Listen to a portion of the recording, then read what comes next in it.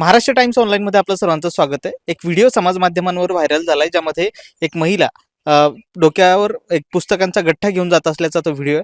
मात्र त्या व्हिडिओची पुष्टी केल्यानंतर तो व्हिडिओ डॉक्टर बाबासाहेब आंबेडकर मराठवाडा विद्यापीठातला असल्याचं समोर आलंय. आणि जी काही महिला आहे, जी काही गठ्ठा घेऊन जाणारी महिला आहे, ती कुणी हे नसून तर त्या स्वतः उपकुलसचिव आहेत डॉक्टर बाबासाहेब आंबेडकर मराठवाडा विद्यापीठातला. मात्र त्यांना शिपाई नसल्यामुळे त्यांच्यावर स्वतःहून गठ्ठा घेऊन जाण्याची वेळ आली आहे आणि त्यामुळेच हा व्हिडिओ सध्या समाज माध्यमांवर व्हायरल होतोय. आपण त्यांच्याशी बातचीत करणार आहे. मॅडम, तुमचं नाव काय आणि तुम्ही काय पदावर काम करताय? मी हेमलता गुलाबराव ठाकरे. मी उपकुलसचिव म्हणून आज या विद्यापीठामध्ये आहे. गेल्या 21 वर्ष माझी सर्व्हिस झालेली आहे. सर्व्हिसमध्ये मी फार इमानदारीनं सगळ्या गोष्टी प्राणपणाला लावून माझा संसार मी बाजूला ठेवून खूप सेवा केलेली सर. याबाबत माझे सहकारी याला तुम्हाला जर त्यांना विचारणा केली तर तुमच्या लक्षात येईल सर. पण आज जी माझ्यावरती वेळ आली ह्यावर फक्त आणि फक्त प्राध्यापक प्रशांत अमृतकर आणि प्राध्यापक कुलगुरू विजय फुलारी हेच जबाबदारी सर. ह्याच्या व्यतिरिक्त कोणी नाही.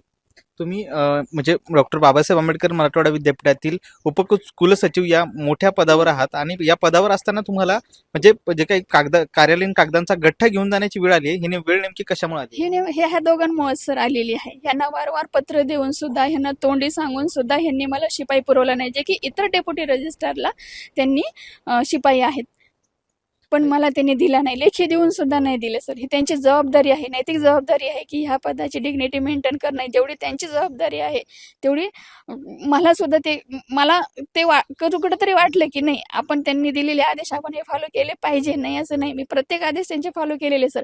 पण काही ठिकाणी माझा अन्याय मी हे नाही करू शकत, तिथे मी त्यांना अपोज केलेले. पण हे जेव्हा मी त्यांना अपोज केलेले तेव्हा त्यांना असं वाटलं की मी त्यांचे विरोधक आहे. म्हणून त्यांनी मला ते प्रशासनाचा गैरफायदा, त्यांच्या ह्या पदाचा गैरफायदा ते घेत आहेत आणि माझ्यावरती ते इम्प्लिमेंट करतायत सर. किती दिवसापासून तुम्ही शिपाई पदासाठी म्हणजे शिपाई मिळावं या मागणीसाठी पत्र दिलंय आणि त्यावरती प्रशासनाचं काही उत्तर आलंय काय? काय सर, पहिले आपण गोडीमध्ये तोंडी त्यांना 4 ते 5 महिने सांगण्यात आलं की शिपाई द्या. माझ्या कलिग मार्फत पण मी सांगितलं की शिपाई द्या. प्रकुल गुरूंना पण सांगितलं शिपाई द्या. त्यांनी त्यांच्या पद्धतीने त्यांनी मला सहकार्य केलं सर. परंतु विद्यापीठाचे प्रशासकीय अधिकारी प्रशांत अमृतकर आणि विजय फुलारे सर ह्यांनी मला जसं पाहिजे तसं प्रशासनामध्ये काम करू दिलं नाही सर. प्रत्येक कामामध्ये अडथळा आणण्याचा प्रयत्न केला. हे पत्र देऊन कुठेतरी एक डायव्हर्ट करायचं प्रयत्न केला सर ह्यांनी मला. तुम्ही जे काही गठ्ठा घेऊन चालला होता तो कशाचा होता? म्हणजे तुमचा वैयक्तिक होता की प्रशासकीय होता? प्रशासकीय होता. कारण जे मी आतापर्यंत कामकाज केलेली आहे सर, काही प्रकरणं अशी येतात की काही सारख्या प्रकरणातली असतात.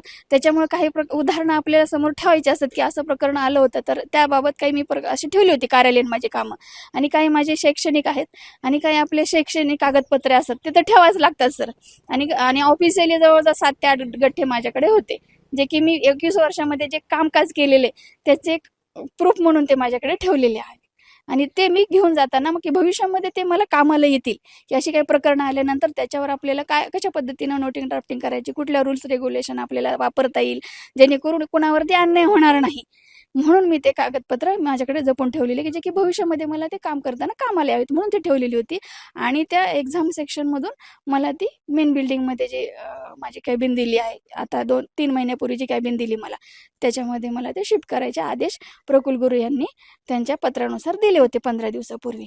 तुम्ही म्हणताय की तुम्हाला गेल्या अनेक दिवसांपासून शिपाई दिलेला नाही, मग तुम्ही अधिकारी पदावर असताना तुमचे कामं कसे चालतात? तुमचे जे काही शिपायाकडून करून घ्यायचे कामं असतात ते कोण करतं? सर, मी रिक्वेस्ट करते सर, की दादा एवढं फाईल एवढ्या कॅबिनमध्ये साहेबांपर्यंत घेऊन जा, किंवा कधी कधी मीच घेऊन जाते सेक्शनमधून घेऊन आणणे, किंवा मी कधी कधी सेक्शन ऑफिस कॅबिनमध्ये सुद्धा बसत नाही. कारण कोण मला प्रत्येक वेळेला मी कोणाला रिक्वेस्ट करू शकत नाही ना, की माझी फाईल तिथे नेऊन दे किंवा मी हे घेऊन दे. म्हणून मी बराच वेळ सेक्शनमध्ये बसून काम करण्याचा प्रयत्न केलेला आहे, कारण शिपाई नाही आहे, कसं करणार ना आपण. बरं, या प्रकरणामध्ये तुम्ही काही तक्रार दाखल करणार आहेत का आणि कुठे दाखल करणार? मी तक्रार करणार आहे सर. आता नोकरी तर हे तर एकतर मला अशाबद्दल मला असं वाटतं की हे व्हायरल झाल्यानंतर ते नोकरीवरून काढून टाकतील, असं तर मला ठाम माझं मत झालेलं आहे. एकतर मी वैतागून राजीनामा देईल आणि नंतर मग मला ह्यावर केस करायची सर. हे दोघंच अधिकारी जबाबदार आहेत ह्या गोष्टीला. काय तक्रार करायची तुम्हाला? मी आता ॲट्रॉसिटी करणार आहे सर. कारण ह्यांनी मला मजबूर केले सर, मजबूर केले, पत्रव्यवहार करून सुद्धा ह्यांनी मला मजबूर केलेले सर. आणि ह्या मजबुरीसाठी मी जर स्वतःला न्याय नाही देऊ शकले सर, तर या खुर्चीवर बसण्यात काहीही अर्थ नाहीये सर. मग काहीच अर्थ नाही या खुर्चीला नाही देण्यात. मग नक्कीच तुम्ही एवढं मोठं शिक्षण घेतल्यानंतर तुम्ही विद्यार्थ्यांना शिक्षण देता आणि एवढं शिक्षण घेतल्यानंतर देखील तुम्हाला अशी वागणूक मिळते तुम्हाला. हो सर, मी आज MA, MEd आहे, माझं नेट आहे सर, आणि माझं PhD पण चालू आहे. मी एवढं शिक्षण घेऊन सुद्धा मी माझ्या शिक्षणाचा पूर्ण उपयोग मी माझ्या कामात केला, पण ह्याचं मला कुठेही कौतुकाचे थापतं थोडा सर, पण हे अशा पद्धतीने ट्रीटमेंट त्यांची मिळाली मला.